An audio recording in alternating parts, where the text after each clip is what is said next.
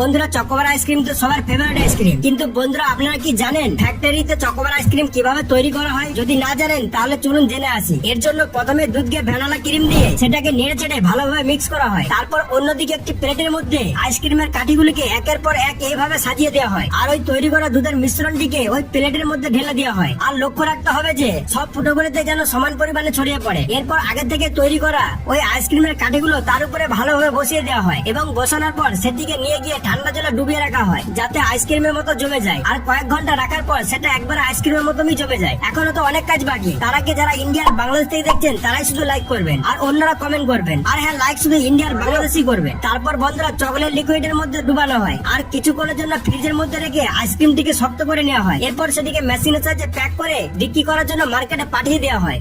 বন্ধুরা, chocobar ice cream তো সবার ফেভারিট আইসক্রিম, কিন্তু বন্ধুরা আপনারা কি জানেন ফ্যাক্টরিতে চকোবার আইসক্রিম কিভাবে তৈরি করা হয়? যদি না জানেন